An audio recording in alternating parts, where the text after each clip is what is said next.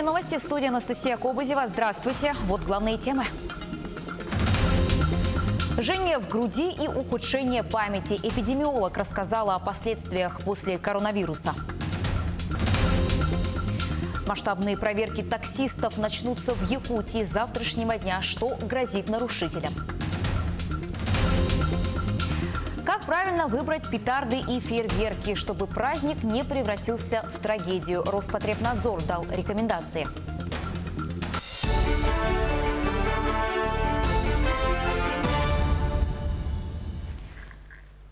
Крупное ДТП произошло в Нюрнбергском районе. 1 человек погиб, 4 ранены. Накануне на федеральной дороге Лена водитель автомобиля Toyota Hiace не выбрал безопасную скорость движения, не справился с управлением, вследствие чего машина выехала на встречку и столкнулась с грузовым автомобилем Hyundai Gold. От удара микроавтобус съехал с дорожного полотна и опрокинулся. В салоне Toyota помимо водителя находились 7 пассажиров. В кабине Hyundai водитель был один. В результате ДТП один из пассажиров микроавтобуса от полученных травм скончался на месте. Водителю и еще 3 пассажирам понадобилась медицинская помощь. Как оказалось, водитель Хайса ехал в Благовещенск. Накануне по объявлению собрал 7 пассажиров. Однако лицензии для перевозки пассажиров у него не было. Для того, чтобы избежать подобных несчастных случаев, в Якутии с 14 декабря начнутся масштабные проверки таксистов. Инспекторы ГИБДД не оставят без внимания перевозки пассажиров автобусами и официальными службами такси, а также такие перевозки в межмуниципальном сообщении. С начала этого года в Якутии выявили 7 таксистов, перевозки которых не отвечают требованиям безопасности. При этом 5 из них не имели соответствующее разрешение. Водителям неисправных автомобилей грозит уголовная ответственность и штраф в размере до 300 тысяч рублей, обязательные работы или до 2 лет ограничения свободы. К другим темам: слабость, быстрая утомляемость, снижение памяти и концентрации внимания могут быть последствиями коронавируса. Об этом заявила заместитель директора по клинико-аналитической работе Института эпидемиологии Роспотребнадзора Наталья Пшеничная. Она уточнила, что ряд пациентов длительное время жалуются на кашель, другие отмечают чувство жжения в груди, головную боль, мышечные боли, головокружение и тахикардию. Специалист отметила, что реабилитационный период дается не просто так. После любых заболеваний организму требуется определенное время на восстановление, поэтому не следует выходить на работу сразу. Лучше остаться дома и набраться сил. Греция продлила разрешение на въезд российских туристов до 7 января. За неделю в страну могут прибыть не более 500 граждан России при наличии у них отрицательного теста на коронавирус и ваучера с подтверждением брони номера в гостинице. Нарушителям грозит административный штраф в размере 5000 евро. Власти Греции тщательно проверяют соблюдение режима самоизоляции. В стране действует комендантский час, ношение масок обязательно как в помещениях, так и на улице. Закрыты предприятия общественного питания. С каждым днем количество медицинских отходов растет из-за сложной эпидемиологической ситуации. И на заводе в Челябинской области решили не пускать эту проблему на самотек и запустили процесс по утилизации отходов из ковидных отделений больниц. Подробности в следующем сюжете. На заводе сжигают за день около 500-600 килограммов медицинских средств из ковидных отделений. В целом же на предприятии в сутки перерабатывается примерно 6 тонн. Материалы для утилизации сжигаются при температуре 1200 градусов, а отходы, подходящие для переработки, обрабатываются паром. Когда попадают отходы в печь, они сжигаются. А продукты горения, которые должны поступать, они безвредны, потому что выходит уже просто пар. Вода является фильтром. Вся вот эта сажа, которая должна выходить из трубы, это самый угарный газ, а он оседает на воде. Сотрудники в защитных костюмах вручную перебирают отходы, прежде чем отправить их на сжигание.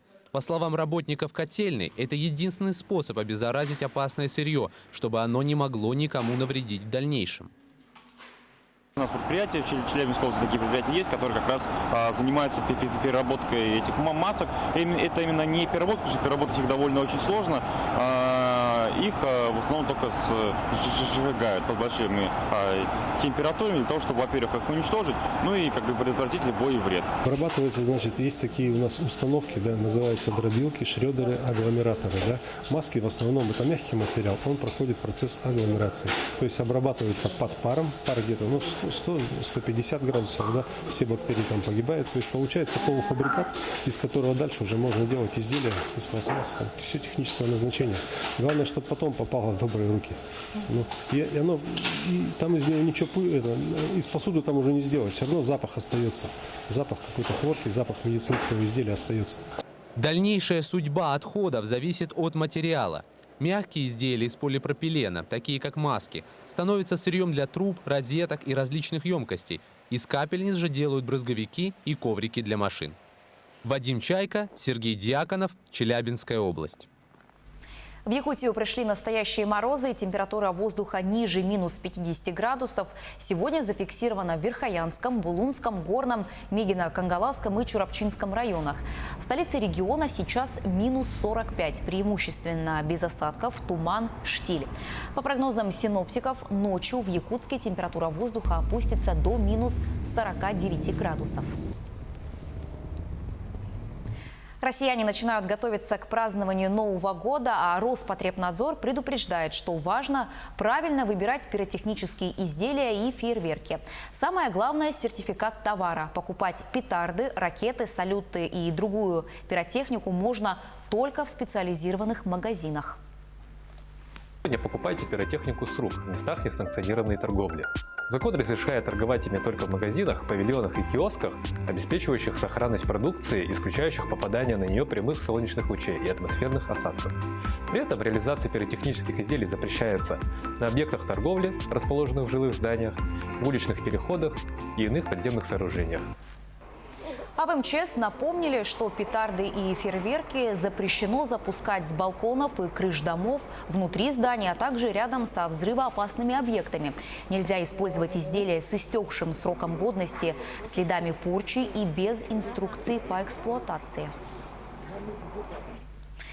Переходим к новостям спорта. Юным фигуристам из Мирного придется заново учиться стоять на коньках. Детям прошлогоднего набора не повезло. Их сезон катания оборвался из-за пандемии коронавируса.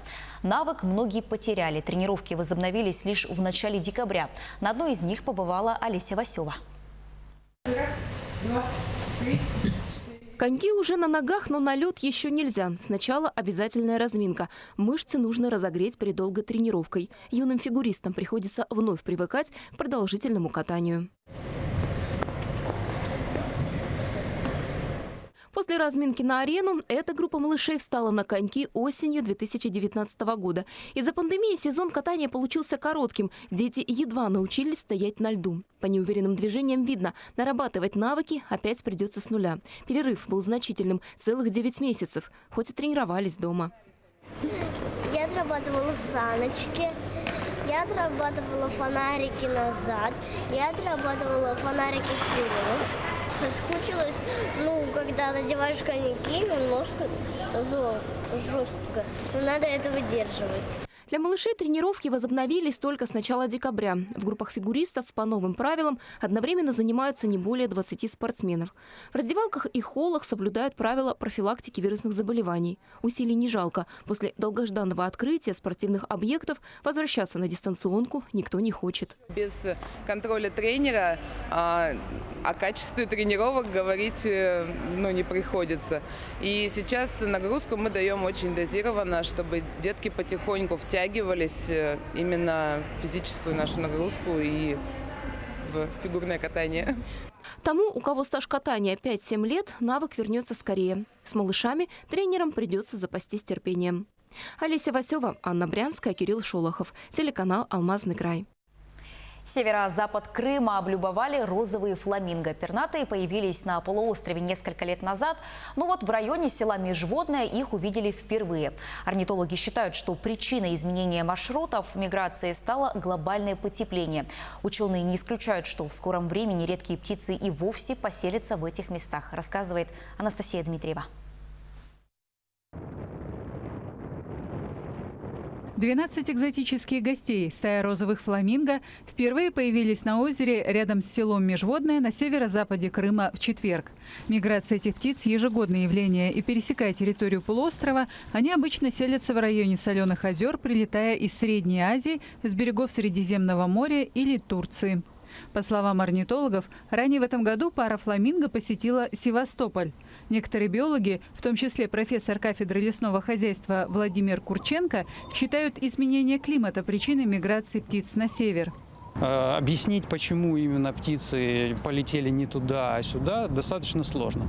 Как правило, такие отклонения от миграции бывают вызваны либо какими-то климатическими смещениями, какими-то изменениями, которые приводят к тому, что птицы начинают вслед за изменением ареала наиболее оптимальных, скажем, для них каких-то участков, они тоже начинают смещать свои миграционные перемещения. Но до конца эти механизмы, еще раз говорю, не изучены. Крымские орнитологи не видят ничего удивительного в визите фламинго и не исключают, что со временем пернатые и вовсе могут прописаться в Крыму на ПМЖ. Главное, чтобы в их ареал обитания не вторглись люди. Фламинго – это традиционно несколько десятков грамм, а то и килограмм ценного диетического и так далее мяса. И вполне возможно, что наши какие-то далекие предки им питались. И, конечно же, большинство птиц, в том числе и фламинго, воспринимают человека как хищника, потенциально способного их уничтожить, убить и так далее. Поэтому они, естественно, осознают и распознают в человеке определенную угрозу. И, конечно же, необходимо как-то изолировать, скажем, плотное пребывание людей в тех местах, где фиксируются наши фламинго. Фламинго – редкий охраняемый вид, занесенный в Красную книгу. К этой минуте у меня пока вся информация. Берегите себя, носите маски и перчатки, соблюдайте социальную дистанцию. До встречи.